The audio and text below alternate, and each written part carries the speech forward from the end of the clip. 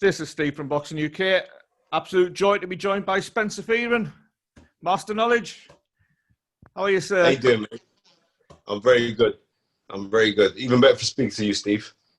Spencer, before we talk about the weekend events, can we go back a week or two and talk about Anthony Yarde?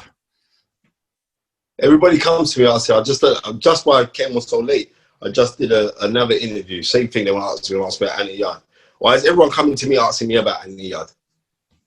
I think it's because it's a genuine interest. I think because of we watched you stamina for sale with Tunde, and I think it's just the criticism that just seemed to be piled on Tunde, rightly or wrongly. And it was just basically your thoughts on it, because a lot of fighters and a lot of coaches get a lot of criticism, but there seemed to be more from within the game aimed at Tunde a couple of weeks ago. You know what? It is what it is. Like, there's an old saying that Lloyd Hunnigan used to say to me as a kid, that the higher the monkey climbs is the more his bottom's exposed. So the higher that you get, you know what I mean, the more you're exposed. But what people do need to remember is that the man that is pointing his one finger has three fingers pointing back at him. So, and maybe that's something for people who are criticizing Tunde, and also maybe it's something that to Tunde Ajayi himself. But it is what it is. This sport is a very unforgiving sport if you're looking for forgiveness. Now, would you want to ask me about Anthony Yarde fight? Whether you think he could have done anything different? All right, what I have to say is this, not in case like whether we did anything different or not, right? Because I could go on and say you could do loads of different things. You could have done loads of different things. You know what I mean? He should have worn pink shorts instead of black shorts. It don't make no difference. The result is still the result, number one, right? And as far as I'm concerned, there are no robberies in boxing, right? When you're at that stage, there are blatant liberties on certain fights, but there are no robberies. We're not in Germany. And also, Anthony Yarde was a house fighter. So, no, I'm not going to scream out robbery, even though they scream robbery after the fight. I'm saying close fights are close fights. Now, my question to you is this. There's a man from Telford who was a former WBC super middleweight champion who was doing the commentary with John Rawlins, right? You know who that is, right? Yeah. Do you respect Richie Woodall? Very much so, yes. Do you respect Richie Woodall's opinion? Highly. He's one of the most unbiased commentators out there, I think, Spencer. Right. Thank you very much. And he had the fight for 1 round to Anthony Yarde. Based on the last round that Anthony Yarde bit down his gumshoe and said, let me just kind of close the show a little bit just to seal the approval. So he had it 1 round to Anthony Yarde, right? I'm close to Anthony Yarde. I'm close to Tunde Ajayi. I had it 1 round to them. Close fights are close fights. Close fights are not robberies. Now, Lyndon Arthur was throwing a jab and allegedly hurt his hand, but no, it was more to the fact that he couldn't throw the right hand because he wasn't going to catch Anthony Yarde. I think he caught Anthony Yarde once with a right hand, but I think it was round 8 or something. So I'm not taking away nothing from Pat Barrett. Pat Barrett will tell people that while I was promoting, lobbied for Pat Barrett to get his boxing license, right? Yeah. Not a lot of people know that, but I'm just letting you know that now. I lobbied with myself, with my solicitor. We lobbied for him because they refused to give him his license. The area council up in Manchester refused to give him his license. I lobbied for him. At that time, I was promoting. I had a lot of weight. I was carrying a lot of swing. I lobbied for Pat Barrett to get his license. He got his license. So I cannot hate on Pat Barrett. I definitely can't hate on Tunde Ajayi because I was the one that told Tunde to go get his boxing license, and he worked with me on my last professional fight. At the time, I was training with Adam Booth. I left Adam Booth. He was still managing me, though. I left Adam Booth and worked with Tunde Ajayi for my last fight. So I'm a person who understands this, that happiness is not complete unless you share it. And also, when you're happy for somebody's success, yours is around the corner. Equally, if you hate on someone else's success, your demise of hate is going to meet you around the corner. So when it comes to Pat Barrett, I know the dramas that he's been through. I know how close he's with Lyndon Arthur and all the rest of it. So therefore, I'm not knocking these guys over anything. I wish him nothing but the best. And like Tunde's getting a lot of fire right now. And he's only getting the fire because he's at that level. And a lot of it is actually jealousy. A lot of it is, and a lot of it is because he's outspoken. But the jealousy aim is, this is how the sport is. When they're seeing a man like Tunde Ajayi sort out deals for millions for Anthony Yarde versus Covenant. You know what I mean? Being the face of BT Boxing, because he was the face of BT Boxing. Let's just be real, right? When people seeing all of these kind of things, it rouses other people because it's a reflection on them, on their lack of achievements. There's no luck in this game, right? Simple things. You go graft, you're going to get success. You don't graft, somebody who does graft is going to get more success than you, right? One thing I know is that Tunde grafts really hard. Do I think that he could implement different things in there? Absolutely, because the biggest room is the room for improvement. But it's not for me to sit there and say like, oh, well, you know, you need to do this, you need to do that, or blah, blah, blah, blah, all the rest of it. Because I could say that in my senior role, and whereas I took him on board to get his professional license, and maybe he listened to me, but it's not for me to criticize him. He's done it fantastically well. He's done fantastically well with a fighter that had under, I think it was like 15 amateur fights or something. They've done really well together. Now, because of that, now everyone's on him. Now I'm saying this. I want people to listen to me here. If I'm in an altercation with one of my friends, right? One of my friends is in an altercation with somebody else on the road. It's not for me to publicly condemn that person. I could pull them to the side and whisper in their ear, yeah, no doubt. But it's not for me. It's like, you know what I mean? I could be out with one of my mates and then there's an occasion where it gets a bit rowdy and like it's a little bit of a fist fight. And in my heart, I can believe that they're wrong. I'm not saying publicly, now you're wrong. No, I'll pull you to one side because that's what friends are meant to do. You know what I mean? But everyone's jumping over this Tunde. He annoys certain people. And I know, I'm not even going to get into it because I know the reason why. And people ain't going to admit the reason why, but they know the reason why. The same way they're hating on him is the same way they want to hate on Anthony Joshua. Right? So they just want you to come into the sport, don't say nothing. And no, him talking, that has been part of the persona, that has been part of the gimmick to sell the product.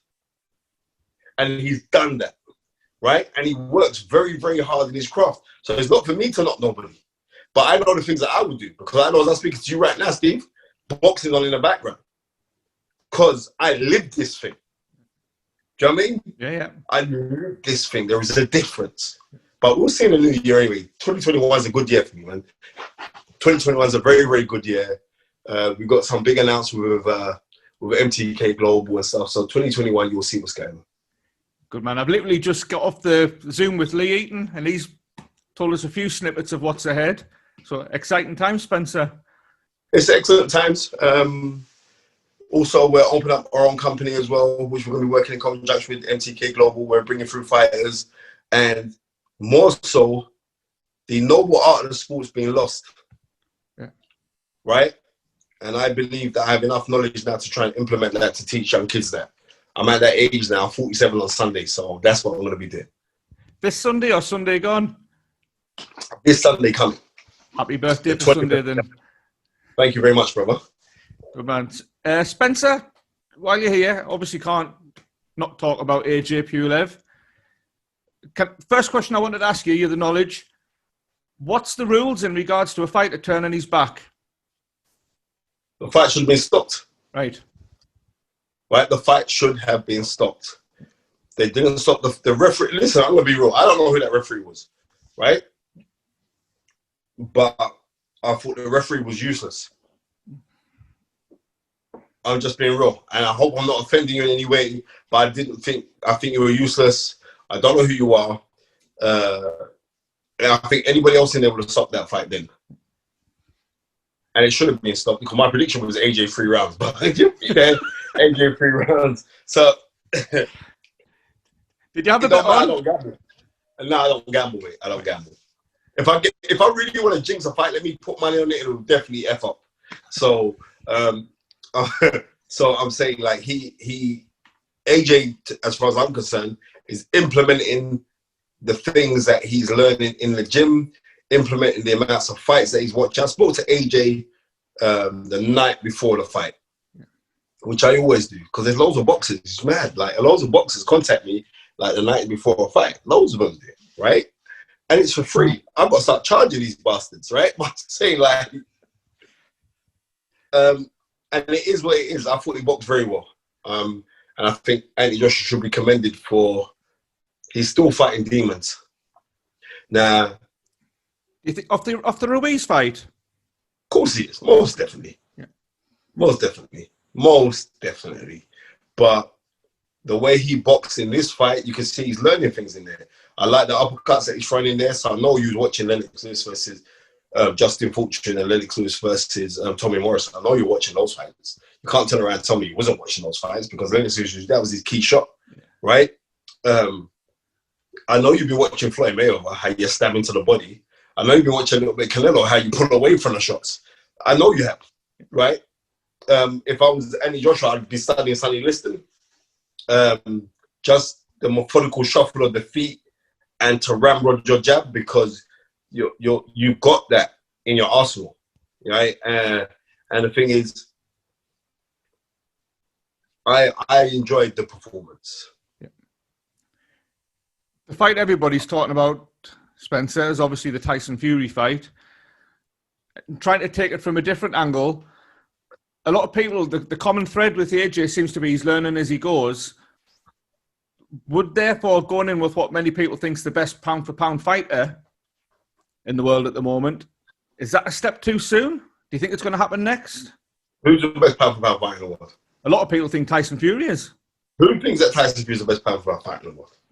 Just if you check on social media, Spencer. Well, who are these guys on social media? Who are these? This is no disrespect. Tyson Fury is very, very good. He's excellent. But who are these guys on social media saying that Tyson Fury is the best pound-for-pound fighter in the world?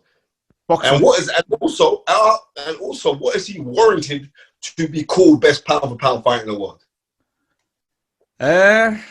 He's not mine. I mean, he's up there. Yeah, well, no, to these guys, I just want to know. Just tell me, what is he warranted? The best pound-for-pound fighter in the world is Canelo. Right?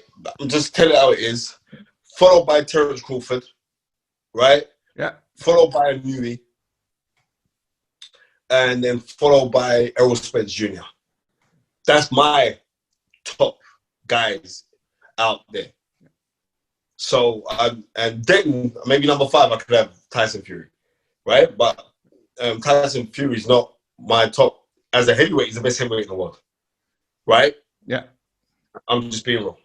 But Anthony Joshua has a better resume. And it seems like people are forgetting, without Anthony Joshua, on the reels, Anthony Joshua, the synergy with Anthony Joshua Matchroom, Anthony Joshua has put British boxing back on the map and he's made people, that's why I rate Tony Bellew a lot, he's my buddy, but Tony Bellew is open to say, if it wasn't for AJ, we wouldn't have earned the money that we're earning. So I think everybody should be saying, you know what, AJ, you're done, thank you very much, because he rejuvenated British boxing, right? Yeah. Because he came off on the back of Carl Froch, George Groves to that incredible night where we had 80,000 people down at Wembley and he was on the undercard against Matt Legg. But it was, they had the vision. Do you know what I mean? And that was the incredible thing. That was the incredible thing. You know what I mean? You think it happens next, Spencer? I hope it happens next because the WBO was saying they're lobbying about some nonsense about he has to fight Usyk. You have to realize the money the WBO would get from sanctioning fees from Usyk, Anthony Joshua would be nothing in comparison to Tyson Fury versus Anthony Joshua. And the bottom line is this: money talks, right? Yeah. Talk is cheap, money talks, and it's as simple as that. And you know, bullshit walks, right? So therefore, that's the key. I think Usyk could get paid some step aside money. Then the gentleman, I know Barry Hearn's got strong links with the WBO from back in the day. You know what I mean? Barry Hearn was the first promoter to promote a WBO title fight in this country. So I think they'll be kind of silly not to. What was that? That was November 1990. Chris Eubank versus Nigel Benn. That was the first WBO. You know what? I was going to have a stab at it and I thought, no. Nah, that is... It was Eubank, yeah. Right? Yeah, right? So I think So Barry Hearn's still got that relationship with the WBO from back then. That's 30 years ago. So I think they've got to cool themselves down a bit, and hopefully that fight can be made, because it should be made, because it's the 1 and 2 heavyweight in the world. So these two should fight each other. It's as simple as that. Have to put you on the spot, Spencer. Well, you're not. It's impossible. From where Tyson is, and after AJ's performance on Saturday, how would you see a potential fight going? What I can say is this: I know exactly what Anthony Joshua would have to do to win the fight. I know exactly what Tyson Fury would have to go do to win the fight. If anybody wants to hear my prediction for that, you're gonna have to tune in to The Fight Is Right on Stamina for Souls page, and also on Spotify and on iTunes to hear my prediction on that fight once it is announced. Right? You'd have to favor Tyson Fury. I'm gonna be real with you. You'd have to favor Tyson Fury in this fight because he's the better boxer, right? Yeah. But I don't spoil things, but Tyson Fury hasn't got no inside game. What he's done when he's gone out and started training with Sugar Hill, he started to train with Sugar Hill, and Sugar Hill said, well, your attributes are you're 6'9", 19 stone, right? Use that.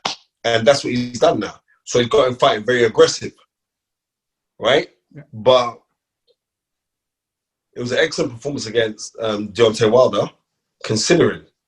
But now, and the sad thing is now, we're going to look in throughout history, we're going to say that either Tyson Fury is really that good or Deontay Wilder is really that rubbish. And all he brought to the table was a punch. And that's the scary thing.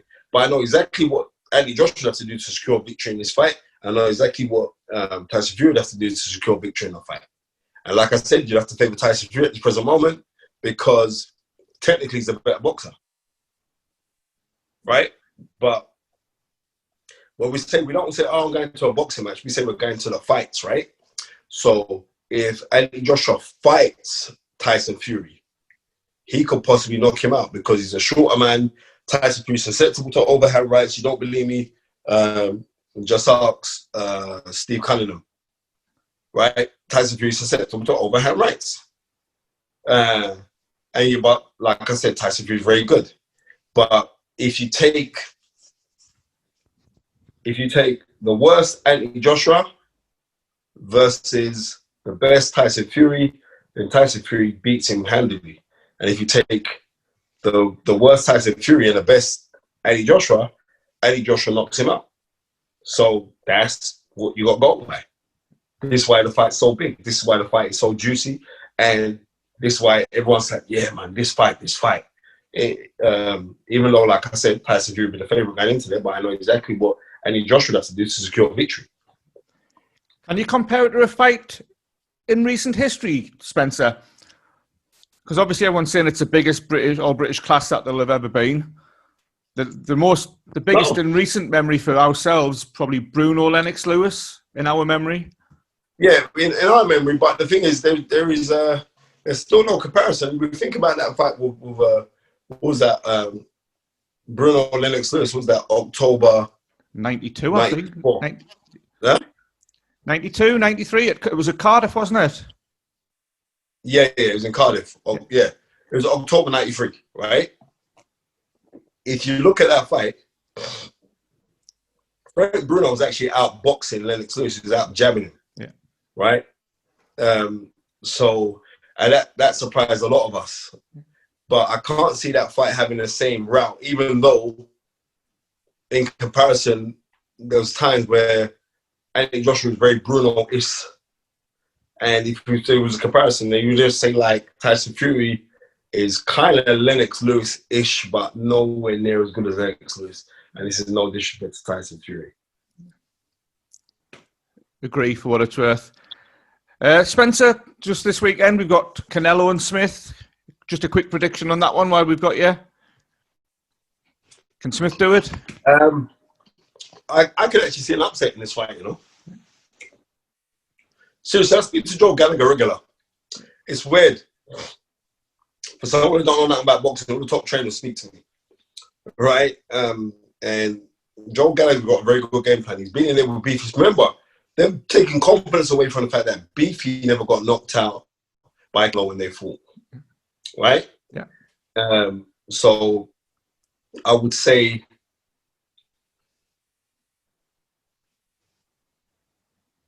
I could see an upset. Seriously, I really can see an upset in this fight. Because I don't know how good he's going to be at 168. And this is not him going in with Rocky, right? He's not going in with Rocky here. He's going in with and if anybody's looking on the what was his last fight? What was Smith's last fight? John Ryder. John Ryder. If you're going off the John Ryder fight, don't, because he's far better than that. You know what I mean? He's far better than that. I think he actually underestimated John Ryder.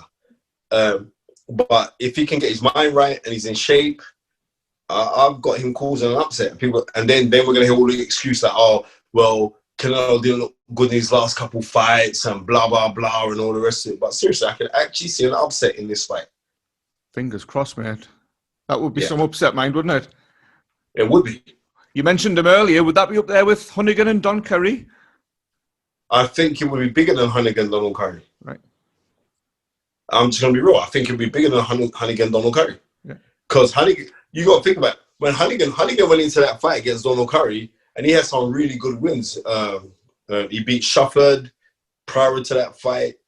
He knocked out Gianfranco Rossi, who subsequently went up in weight and became IBF and WBC light middleweight champion of the world. Lloyd Hunnigan knocked him out in 3 rounds.